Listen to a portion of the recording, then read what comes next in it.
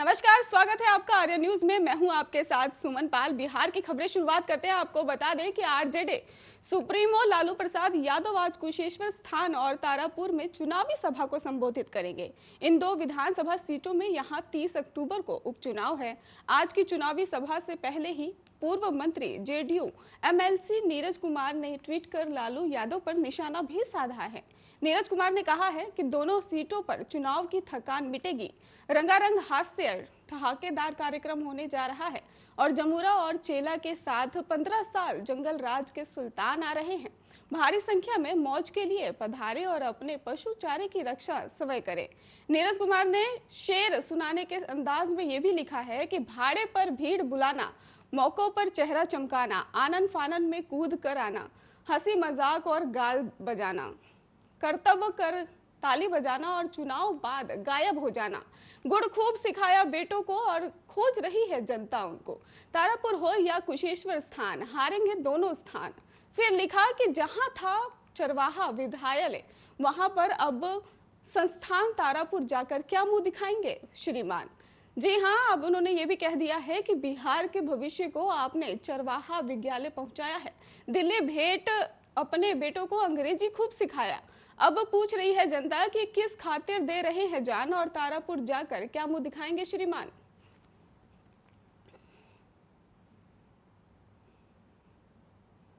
बिहार के मुख्यमंत्री नीतीश कुमार का विसर्जन करने आए हैं। बिहार के कांग्रेस प्रभारी भक्त चरण दास भकचोन्हर हैं और बिहार में 2 विधानसभा सीटों पर होने वाले उपचुनाव से पहले आरजेडी सुप्रीमो लालू प्रसाद यादव की ओर से दिए जा रहे इस तरह के बयानों को लेकर बीजेपी ने उम्र का दोष दे दिया है। जी हाँ, उन्होंने कह दिया है कि बीजेपी ओबीसी मोर्चे के राष्ट्रीय महामंत्री सह बीजेपी के प्रवक्ता डॉक्टर निखिल आनंद ने ये बयान दिया है कि आरजेडी ने चुनाव के लिए बीमार लालू यादव का जीवन दांव पर लगाया है।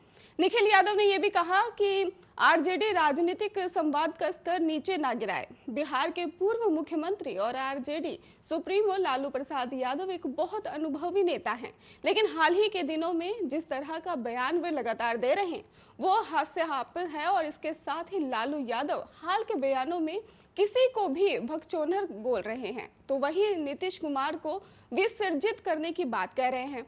आखिर लालू यादव इन बयानों का क्या मतलब निकाला जाए? और जिस तरीके से राष्ट्रीय जनता दल के भीतर परिवार की बुनियादी और अलोकतांत्रिक व्यवस्था उन्होंने कायम की है, ठीक वैसे ही अराजक व्यवस्था उन्होंने सत्ता संचालन के दौर में भी स्थापित किया था। अब शायद उम्र का असर है कि लालू यादव हाल के दिनों में जब भी बयान दे रहे हैं तो उनकी जुबान जो है फिर से फिसली जा रही है या फिर वो ऐसे शब्दों का जानबूझकर प्रयोग कर रहे हैं। राजनीति की मर्यादा के लिहाज से ये निश्चित तौर पर ठीक नहीं है और संवाद के स्तर को भी नीचे गिराता है। ऐसा प्रतीत होता है कि वो वाकई में बीमार चल रहे हैं। उनको देखने से ही उनके बुरे सेहत की स्थिति का पता लगता है। निखिल आनंद ने यह भी कहा कि ईश्वर से यही कामना है कि लालू यादव का शरीर और मानसिक स्वास्थ्य हमेशा बेहतर रहे और वे स्वस्थ दीर्घायु हो रहे हैं। और इसके साथ ही उन्होंने कहा कि राष्ट्रीय जनता दल के नेताओं से हाथ जोड़कर अपील है कि घटिया बयानबाजी से परहेज करें और संसदीय लोकतंत्र की परंपरा का निर्वहन करते हुए संवाद के स्तर को इतना नीचा ना गिराएं। बिहार में 2 विधानसभा सीटों पर उपचुनाव होना है। कुशेश्वर स्थान और तारापुर विधानसभा सीट पर 30 अक्टूबर को वोट डाले जाएंगे। उपचुनाव में जीत को लेकर सभी पार्टियों ने नेता जो पूरे दमखम के साथ चुनाव प्रचार में जुटे हुए हैं।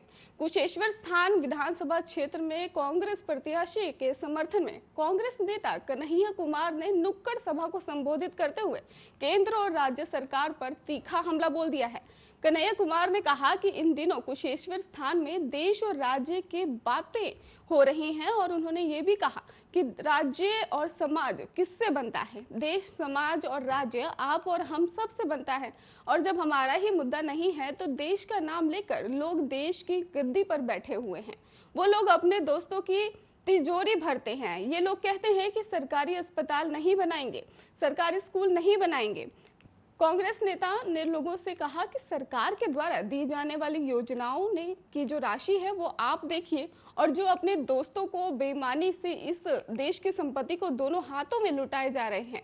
और इसके साथ ही उन्होंने कहा कि आपको उसको देख लीजिए और देश कहां से कहां पहुंच गया है उस पर हम लोगों को सोचना चाहिए।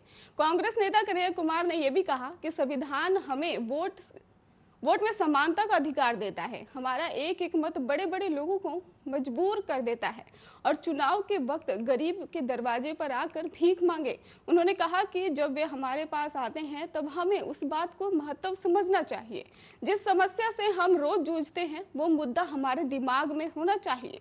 जो नेता बनना चाहते हैं उनका उससे करियर बनेगा, लेकिन हमारा क्या होगा, हमारे बच्चों का क्या होगा, ये सवाल सभी को वोट डालने से पहले सोचना जरूर चाहिए कि कौन हमारे लिए सोचेगा और कौन अपने दोस्तों के लिए सोचेगा।